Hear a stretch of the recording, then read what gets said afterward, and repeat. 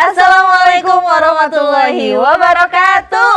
Waalaikumsalam warahmatullahi wabarakatuh. Kalau semangat kayak gini cocoknya dipantunin. Wih, cakep. Apa tuh, Kak? Pagi-pagi nonton Cahaya Pagi. Cakep. Nontonnya sambil makan mie. Cakep. Bu ibu udah pada cakep banget ini. Didoain dah biar masuk surga bareng suami. Amin. Ya Rabbal Alamin tuh, Masya Allah. Pada girang banget ya. Masuk surga sama suami. Makanya Rasul bilang, innama bu'istu liutammima makarimal akhlak. Aku diutus semata-mata untuk menyempurnakan akhlak. Makanya kita ngikutin akhlak Rasul, ngikutin akhlak baginda Nabi Muhammad Sallallahu Alaihi Wasallam. Lihat akhlaknya Rasul tuh sama istri gimana, istri sama Rasul kayak gimana, Masya Allah. Nggak pernah Rasul manggil istrinya Siti Khadijah manggil Nabi namanya doang, nggak pernah. Mad, ambilin gua air. Nggak pernah kayak gitu ya. Apa yang dipanggilnya? Rasul punya pangkat, Nabi dipanggil pangkatnya. Ya Nabi Allah, salamun alaik. Nabi punya pangkat, Rasul dipanggil pangkatnya. Ya Rasulullah, salamun alaik. Mak lakinya RT panggil pangkatnya. Ya T. Biar mesra, nggak apa-apa sama suami, mesra. Ini kadang sama suami cemberut aja. Sekalinya laki datang bawa duit, datang aja pengen ngelendek. Papa, mau enam apa mau bobo? Lakinya bilang, emang enam sama apa? Ya emaknya bilang, sama cemul etol. Emang cemul apa? Etol apa? Oh, semur jengkol. Ya Allah, mesra, jangan kalah sama anak pacaran. Saya bingung banget. Nih pemirsa, kalau lagi di rumah ya, kalau lagi di jalan ngelihat ada yang pacaran boncengan, sampai ngedeluk nangkepnya. Kayaknya kita kalau ngelihat suami istri kagak begitu-begitu banget ya, Mak. Emak lagi nawa kondangan nih sama suami, naik motor ngebonceng, rapat dikit, mundur ngapa dikit. Sampai bininya jatuh di totoang, kagak ketahuan. Nyampe ke tempat lokasi, lah mana bini gua kagak ketemu. Hilang. Insya Allah, tapi semuanya ini ibu-ibu istri yang soleha dari Majlis Taklim. Mana ini ibu nih? Nurul Iman Nenek aku. Alhamdulillah. Luar biasa, pagi-pagi udah semangat, udah kompak nih. Mau ngaji soalnya teh. Iya, ngaji hanya di Cahaya Pagi, buka mata, buka hati. Yuk ngaji yuk. Tapi nih teh, kan dari tadi kita ngomongin keluarga, ngomongin suami, istri, anak ya. Ibu-ibu udah pada punya suami pastinya kan? Udah pada punya anak pastinya kan? ada di belakang masih perawan atuh. Oh ada. Anak ini gadis ya? perawan. Gini. Jadi nih di salah satu daerah itu ada sebuah keluarga yang dia itu anaknya meninggal 2 bulan lalu. Tapi menariknya itu justru ayah dan ibunya itu tidak langsung memakamkannya. Melainkan ditaruh di kamar selama 2 bulan. Ya Allah. Waduh. Nah Ya, itu pasti penasaran kagak kan kayak jadi gimana mumi itu ya? kan. Ya udah kita lihat dulu ya teh ya tayangannya ya. Ini dia tayangannya. Nah kalau kayak gitu teh gimana nih teh?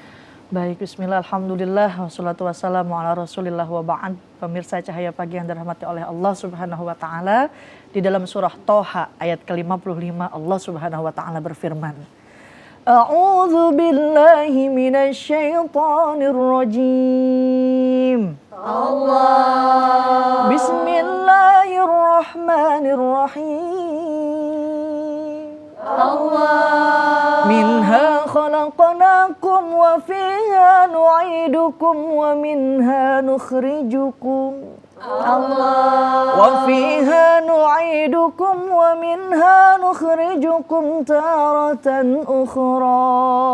Allah. Di dalam tafsirnya At-Tabari mengatakan Allah Subhanahu wa Ta'ala memperkuat informasi melalui ayat ini adalah tentang peran tanah bagi manusia. Allah menciptakan semua manusia dari jenis dan bahan yang sama, yaitu tanah. Terbentuklah ia menjadi tubuh manusia yang sehat dan kuat. Wa fiha nu'idukum. Dan setelah itu pun manusia akan dikembalikan dan dikubur di tempat yang sama ketika ia diciptakan. Apa itu? Tanah. Seperti sebelumnya dia diciptakan oleh Allah. Wa minha nukhrijukum taratan ukhra. Kemudian dari bahan yang sama pula Allah mengeluarkan dan menghidupkan kembali manusia. Dari mana ia dikeluarkan? Dari tanah. Oleh karenanya tidak ada alasan manusia untuk menyombongkan diri.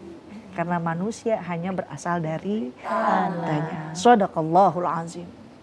Seperti kita tahu Bu, bahwa Nabi Adam alaihissalam dan Siti Hawa adalah manusia yang pertama kali diturunkan ke alam dunia. Adam, Hawa punya anak. Banyak riwayat yang mengatakan beda-beda. Ada yang bilang 25, 24. Tapi yang masyhur dalam satu riwayat dikatakan Adam sama Hawa punya anak 5. Kita kenal siapa tuh yang pertama? Qabil, Habil, Iklima, Labuda, sama Sid. Nah, dan belum ada yang meninggal kecuali Habil. Prosesi pemakamannya Nabi Adam nggak tahu, anak-anak yang lain juga nggak tahu. Cuma si Qabil yang tahu. Qabil bingung gimana cara nguburinnya ini. Sehingga Allah menurunkan petunjuk melalui 2 burung yang berkelahi. Dan salah satu burung itu meninggal, mati, wafat. Akhirnya dikuburin sama burung yang satu lagi. Tuh diajarin si Qabil cara nguburin daripada burung dalam surah Al-Ma'idah ayat ke-31.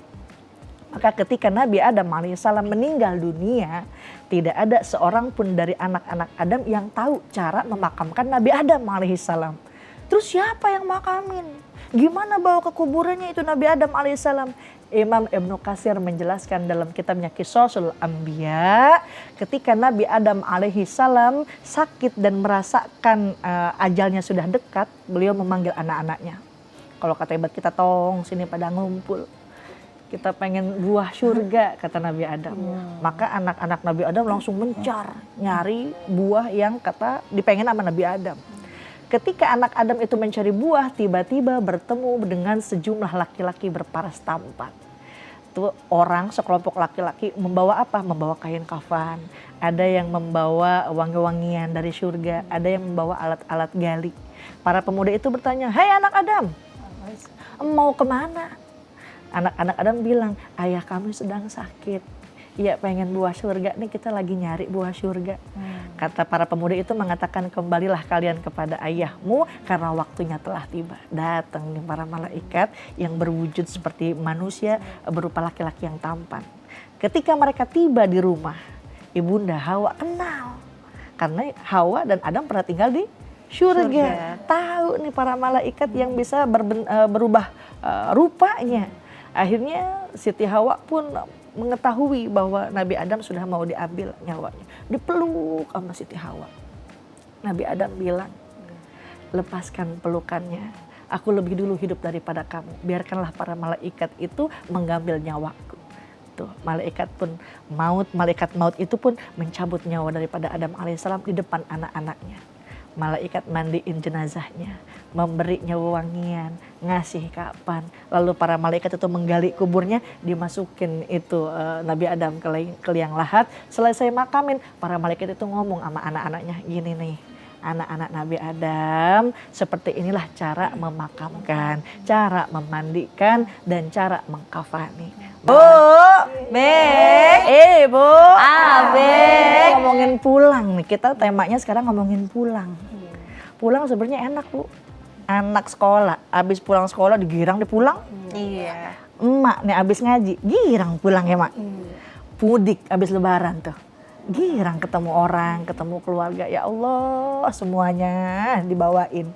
Motor, joknya endep juga pakai papan. Bertiga dia ngancep, nyampe juga dia ke Jawa. Pulang dari Mekah enak, digelarin kasur, Bu, cerita dari pagi sampai pagi. Kagak beres. Ini abis kita juga pulang, abis syuting, abis ngaji, kita juga pulang. Kemana? Ya ke rumah. Berharap anak hidup lagi setelah meninggal. Apakah mungkin? Nah, saat ini mungkin banyak yang tidak akan percaya bahwa ada kisah yang kalau kata kita mati suri. Ya, Mak pernah tahu dengar mati suri? Pernah. Ada kisah yang ditulis oleh para ulama tentang kejadian tersebut yang menyebabkan seseorang bisa hidup kembali setelah diyakini bahwa orang itu meninggal. Kisah seorang anak yang telah diyakini meninggal namun hidup kembali karena apa? Lantaran doa seorang ibunya.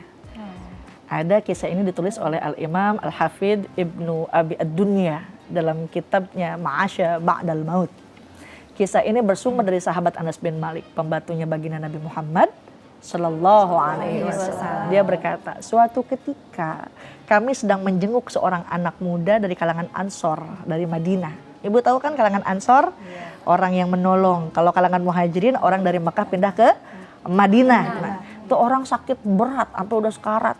Kami tidak beranjak dari sisinya sampai datang ajal menemuinya. Lalu kami pun membentangkan kain untuk menutupi wajahnya. Udah ketahuan nih orang meninggal. Dibentangin kain kafan sama para sahabat Rasul itu.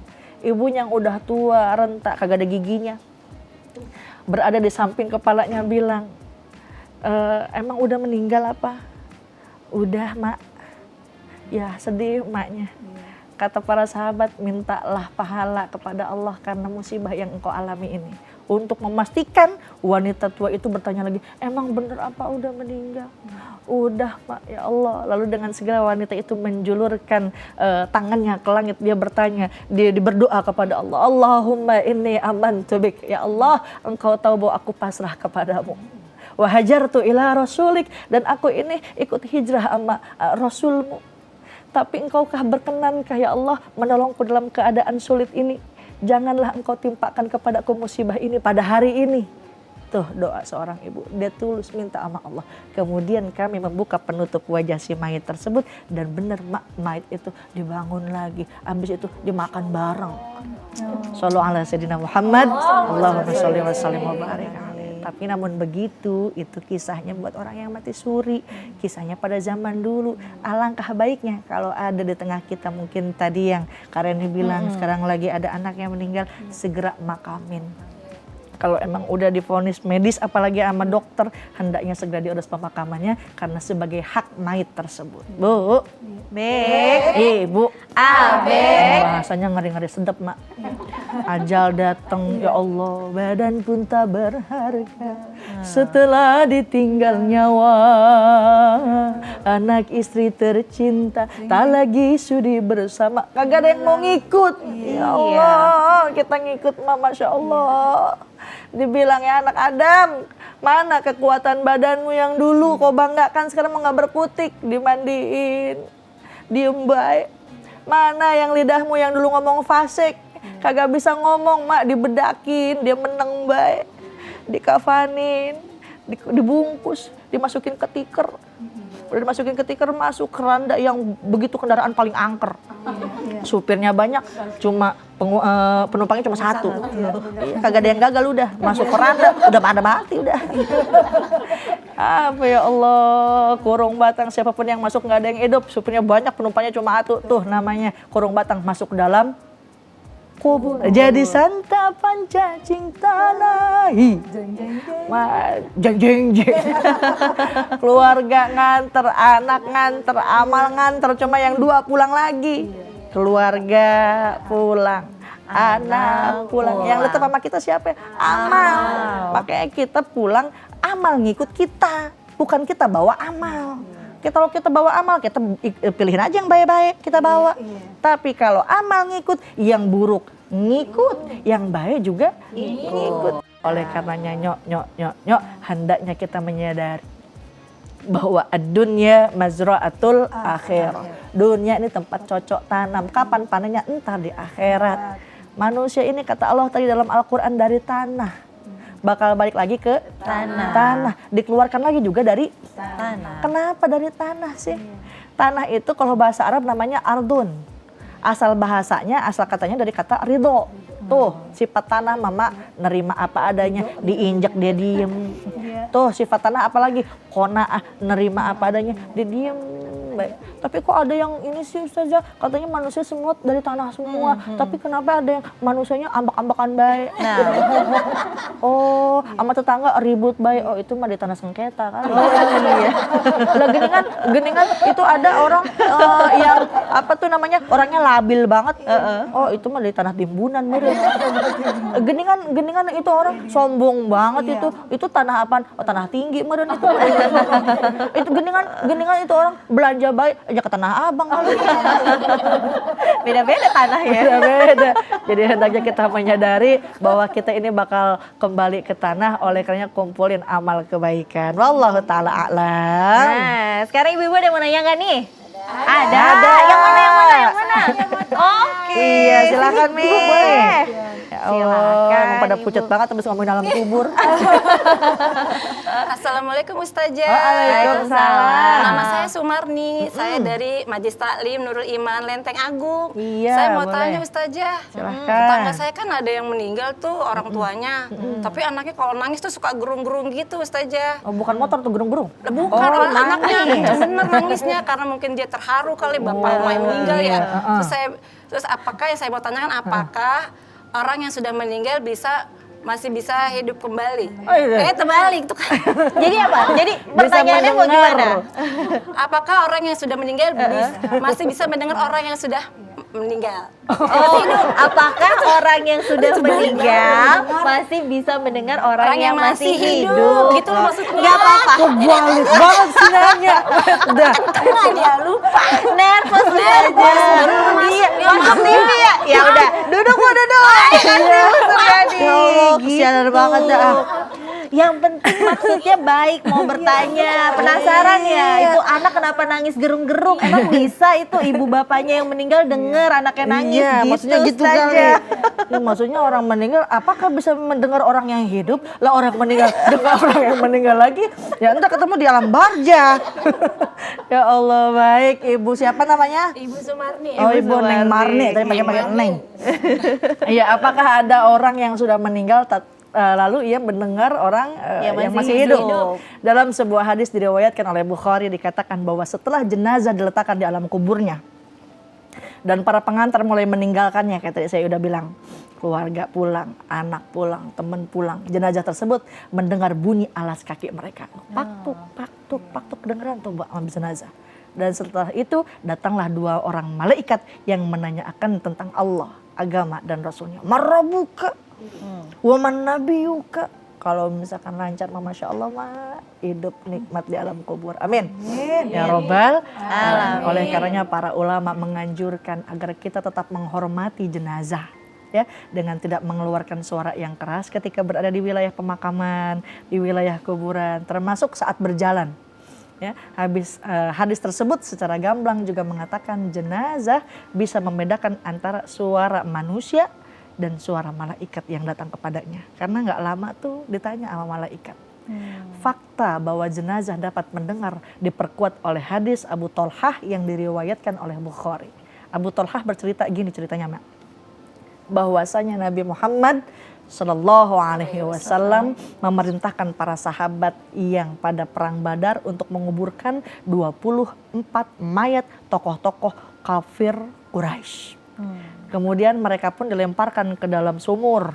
Di antara sumur-sumur Badar dalam keadaan sudah membusuk dan bau. Nauzubillah. Kebiasaan Rasul jika menang dalam sebuah peperangan, Rasul akan mukim selama 3 hari. Nah, pas Rasul udah mau arah pulang, beliau minta disiapkan kendaraannya, lalu beliau mulai berjalan dan diikuti oleh para sahabatnya.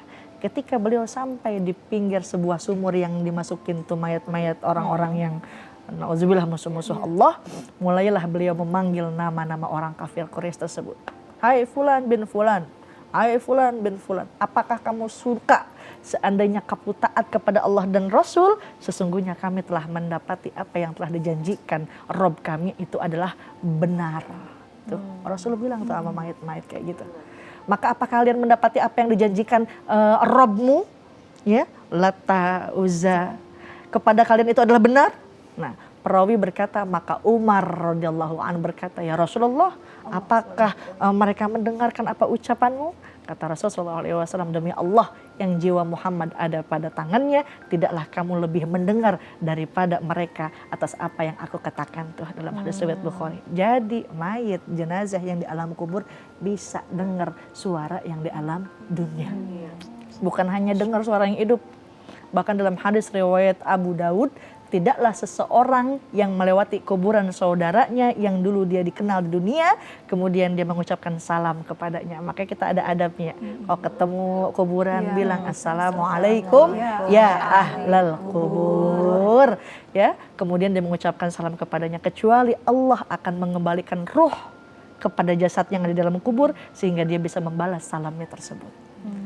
Tuh, mayit juga bisa ngenalin siapa yang datang, ngebales salam walaupun dari orang yang nggak dikenalnya. Dalam riwayat Imam Ahmad, nih ngaji lagi, jangan ngantuk, jangan. Iya.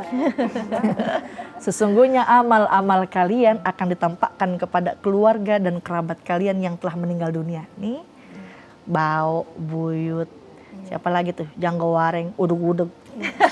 Udah pada wafat. Dilihatin nih amal-amal anak cucunya yang masih pada hidup nih. Nah, bila amalan baik maka mereka bergembira. Dia senang, ya Allah, alhamdulillah. Bila sebaliknya, kalau anak cucunya tukang maksiat, na'udzubillah, maka mereka berkata, ya Rob, jangan matikan mereka sampai ia bertobat. Jangan matikan ia sampai ia mendapatkan hidayah dari Allah Subhanahu wa Ta'ala. Ya, makanya ibu, orang mungkin dia gerung-gerung, alangkah baiknya jangan gerung-gerung, bacain tuh Yasin, bacain tuh Tabarok, bacain tahlil, insya. Jangan gerung-gerung ternyata kamu harus kedengeran. Oh, udah siapa? Ini wallahu ta'ala a'lam. Tapi Teh jadi pengen nanya kayak gini Teh, kan tadi kan Teteh bilang gitu, begitu di dalam kubur malaikat datang. Kalau misalnya kasusnya ini dia udah 2 bulan yang lalu meninggal dan baru dimakaminnya sekarang, yang jadi pertanyaan saya, penasaran sih Teh kayak gini. Sebenarnya malaikat itu kapan nyamperin mayit? Apakah ketika wafat atau ketika dikubur? Nah, gimana tuh Teh? Kalau tuh jenazahnya kagak dikubur, Itu apakah dia. ditanya sama malaikat? Pokoknya kalau udah urusan dia meninggal saat itu juga, itu udah urusannya Allah, udah beda dimensa, udah pasti ditanya sama malaikat. Ya, hadis ini diriwayatkan oleh Abu Daud. Jadi ketika Rasulullah SAW akan mengantarkan salah satu sahabatnya yang akan dimakamkan, Rasul nyampe ke pemakaman, itu orang tukang gali masih belum selesai ngegali kuburnya. Rasul duduk aja tuh di samping-samping tanah-tanahnya tuh. Rasul pegang kayu, Rasul korek-korek gitu tanah. Rasul lihat ke atas, ke langit, sambil menghadap kiblat. Rasul lihat lagi ke bawah, Rasul lihat lagi ke atas, sampai 3 kali. Saking heningnya itu suasana saat itu, perawi mengatakan seperti ada suara yang suara burung dihinggap ke atas kepala aja, sampai udah kagak kedengeran. Saking emang udah sunyi begitu keadaan. Ketika itu Rasulullah SAW berdiri dan berkata kepada para sahabatnya, wahai kalian semua, mintalah ampunan kepada Allah dan bacalah doa, Allahumma inni a'udzubika min azabil qabr. Ya Allah, jauhkanlah kami daripada azab kubur. Nah, diawali dengan hadis ini diceritakanlah proses bagaimana ruh seorang mukmin itu ketika diwafatkan oleh Allah Subhanahu wa Ta'ala. Ketika orang mukmin itu wafat, ini mukmin ya, orang yang beriman, orang yang soleh. Ketika ia wafat, diambil ruhnya seperti bagaikan dikeluarkan ruh seperti kayak air dikeluarkan dari mata air. Ya, begitu mudahnya diambil nyawanya. Kemudian para malaikat itu mengambil roh, dibawanya kepada penduduk-penduduk langit. Penduduk langit ini udah, siapa ini? Wanginya begitu seperti wangi kasturi. Wanginya seperti mis kasturi. Begitu wangi, di penduduk langit begitu semerbak. Dikatakan oleh malaikat itu, ini rohnya si Fulan bin Fulan. Penduduk langit mengatakan, oh, yang terkenal di dunia ini orang begini, ahli sedekah, ahli pengajian, orang yang taat, orang yang soleha. Kemudian roh itu sampai kepada langit ke-7, ditulisnya di Ailiyin. Ya, Ailiyin itu tempat tertinggi, ditulis namanya. Kemudian setelah ditulis itu namanya di Ailiyin, dimasukin lagi, diantri nama malaikat masuk ke dalam jasadnya ketika di alam kubur. Baru tuh ditanya, marrobuka, wa man nabiyuka. Ya, jadi kembalikan lagi, makanya ada jenazah yang mendengar suara langkah kaki kerabat dari saudaranya yang ketika mengantarkan ia ke alam kubur. Tuh orang baik, masya Allah. Sebelum diwafatkannya aja tuh malaikat duduk di samping kepalanya, bilang tuh malaikat, ya ayyatuhan nafsul mutmainnah, irji'i ila rabbika radiyatan mardiyah. Orang yang soleh, orang yang beriman, diambil nyawanya pun ya Allah. Kata malaikat, kembali kepada Rabbmu, irji'i ila rabbika radiyatan mardiyah. kembali dengan keadaan ridho dan diridhoi oleh Allah Subhanahu Wa ta'ala. Jadi mudah-mudahan Mak kita ngaji ini ada hikmahnya. Kita tahu perjalanan roh kita, bagaimana ntar kita di alam kubur. Mudah-mudahan kita semuanya ini punya amal yang baik buat ntar kita bakal di alam akhirat nanti. Amin. Ya Robbal Alamin. Ada lagi Bu yang mau nanya Bu? Oh, ada. Saya Apa tuh Bu? Boleh. Silakan Ibu berdiri. Oke. Wih. Gagah banget. Ya, Masya Allah. Dengan Ibu siapa, dari mana Ibu? Iya. Assalamualaikum warahmatullahi wabarakatuh. Waalaikumsalam warahmatullahi wabarakatuh. Perkenalkan. Maaf Bu, badannya agak lurus dikit. Nah, iya nengoknya boleh ke kita. Dadah sama kamera Iya. dah. Dengan Ibu siapa Bu? Dadah. Perkenalkan, nama saya Ibu Suryani dari Majelis Taklim Nurul Iman Lenteng Agung. Boleh. Mantap. Saya mau bertanya nih pada ustazah yang cantik Oh, dan Masya Rosi yang Allah. cantik. Yang nanya juga cantik. Amin. Ya Allah. Hostnya juga cantik. Lanjut. Dia ada keluarga ya meninggal, seorang ibu meninggal, ada anaknya mungkin saking cintanya, saking rindunya, beberapa bulan setelah kematian ibunya, beliau Bermimpi. mimpi. Yang saya tanyakan, apakah ketemu tuh ruh seorang keluarga yang meninggal itu dalam mimpinya itu? Itu aja yang Iya, saya boleh. tanyakan. Terima kasih atas jawabannya. Belum dijawab padahal. Waalaikumsalam warahmatullahi wabarakatuh. Terima kasih atas jawabannya. Belum dijawab. Iya. Jadi kira-kira gimana tuh Teh? Emang bisa Teh kalau kita nih yang masih hidup dimimpiin sama orang yang udah meninggal gitu ya? Iya, bagus kagak pakai wabillahi taufiq wal hidayah. Mungkinkah ketemu roh keluarga yang sudah wafat dalam mimpi, begitu Ibu pertanyaannya? Baik, dalam surah Az-Zumar ayat 42 dikatakan, A'udzubillahi minasyaitonirrajim. Allahu yatawaffal anfusa hina mautiha wallati lam tamut fi manamiha. فيمسك التي قضى عليها الموت ويرسل الأخرى إلى أجل مسمى. Kata Allah dalam Al-Quran, Allah nih pegang jiwa orang yang ketika mayatnya dan memegang jiwa orang yang belum mati di waktu tidurnya. Maka dia tahan jiwa orang yang telah ditetapkan kematiannya dan dia melepaskan jiwa yang lain sampai waktunya tiba ajalnya.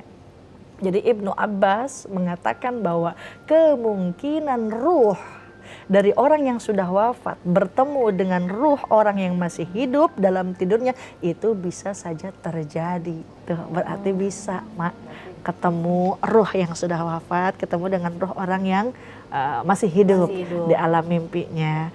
Makanya kita kan suka ada amalan-amalan kita bacain doa, bacain Fatihah nih banyak banget alasannya.